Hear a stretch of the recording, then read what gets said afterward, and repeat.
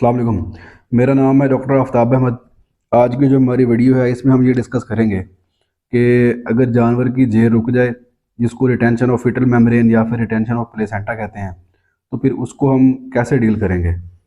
इसमें जो सबसे अहम बात है, ये आपको नज़र आ रहा होगा कि जानवर की जो जेर है या ज्योर जो भी इसको बोलते हैं, तो ये रुकी हुई है। तो इसके साथ इसके जो ओनर है इन्होंने जूता बांधा हुआ है। तो कुछ लोग जो है वो जूता बांध देते हैं, कुछ लोग जो है वो ईंट का टुकड़ा बांध देते हैं, कोई वजनी चीज़ जो है बांध देते हैं। तो उनका ख्याल ये है कि ये अगर इस तरह के वज़न की कोई चीज़ डाली जाए तो इससे जो है ये इसकी जो एक्सपल्शन है या जेर निकलने का अमल है जो वो ज़्यादा बेहतर हो जाता है। लेकिन ये एक इंतहाई गलत, इंतहाई रॉन्ग प्रैक्टिस है।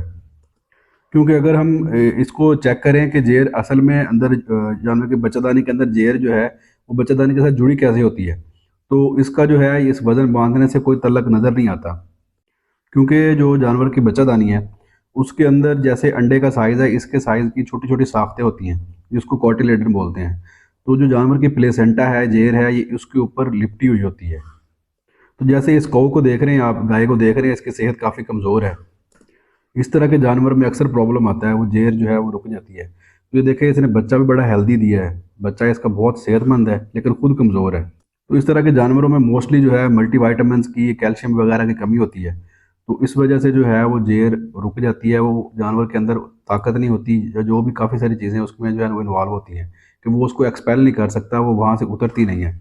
तो इस जानवर को बच्चा दिए हुए अब तकरीबन कोई ऑलमोस्ट 24 घंटे हो चुके हैं, लेकिन अभी तक इसने वो जेर जो है वो नहीं निकाली। क्योंकि कैल्शियम की कमी भी हो सकती है, जानवर ज़ोर लगा लगा के बच्चे को निकालने के वक्त जो है वो थक गया होता है, वो मज़ीद उसमें थक सकत नहीं होती। तो काफ़ी सारे अवामिल जो है इसमें जो है वो नज़रअंदाज ये है कि जिस जानवर की नॉर्मली जेर रुक जाए तो उसका जो है वो जो सुबह लैक्टेशन है उसकी, वो सारी की सारी जो है वो सही मज़ा नहीं कराती कि वो उस लिहाज से दूध नहीं देता कि उससे पहले वाले लैक्टेशन में जितना उसने दूध दिया होता है। तो इसको निकालने का तरीका यह है कि जानवर के नीचे से हाथ डाल के वजाइना से, तो यूट्रस के अंदर जाके तो जो जेर उसके ऊपर लगी होती है, वो मैंने आपको बताया कि अंडे की तरह की साख्तें होती हैं, तो वहाँ से उसको प्यार प्यार से हटा के तो बाहर खींच के लेके आनी होती है। और इस अमल में एहतियात ज़रूरी है, क्योंकि अगर सख्ती की जाए तो जो है वो उससे क्या होता है कि वो जो अंदर बच्चेदानी के ऊपर साख्तें लगी हुई हैं वो उससे इतनी ज़बरदस्त तरीके से चिपकी होती है, जिसको कच्ची जेर बोलते हैं। अगर इसको ज़ोर से खींचा जाए तो वो टूट सकती है, वहाँ से ब्लीडिंग शुरू हो सकती है।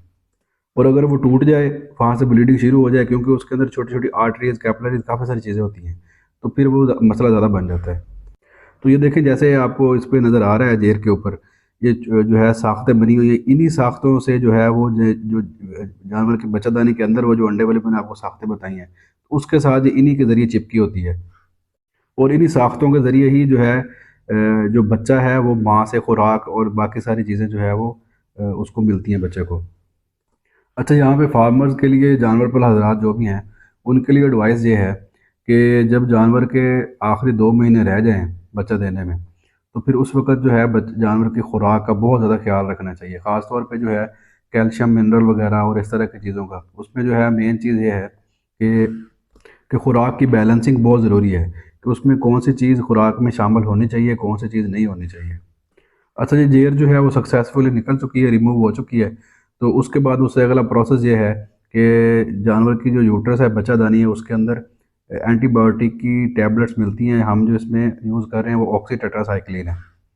इसके अलावा और भी काफ़ी सारी प्रिपरेशन मार्केट में आती हैं, जैसे फेट्रोक्सिमिन हो गई, जेंटामाइसिन हो गई, या पेनिसिलिन हो गई।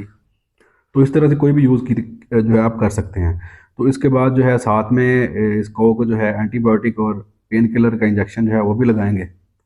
अच्छा, यहाँ पे एक नोट करने वाली बात ये है कि जो दो देसी एनिमल हैं, जो साहिवाल, चोलस्तानी या इस तरह के जानवर हैं, अब ये जैसे देखें इस जानवर की कंडीशन है, इसका बॉडी स्कोर बहुत ज़्यादा लो है, लेकिन इसके बावजूद इसने पूरी प्रेगनेंसी स्टैंड की है, बच्चा भी दिया और बच्चा बड़ा सेहतमंद दिया है। यहाँ इसी जगह पे अगर जो है जो एग्जोटिक एनिमल है, फ्रीजियन है या जर्सी वगैरह है, अगर वो इस कंडीशन में होते तो पहली बात तो ये है कि उन्होंने प्रेग्नेंट ही नहीं होना था इतने कम बॉडी स्कोर पे। और अगर प्रेग्नेंट हो जाएँ तो आखिरी महीने जाके वो बैठ जाती हैं, फिर उठती ही नहीं है। तो ये थी जी आज की वीडियो। अपना ख्याल रखिएगा, दुआ में याद रखिएगा। अल्लाह हाफ़िज़।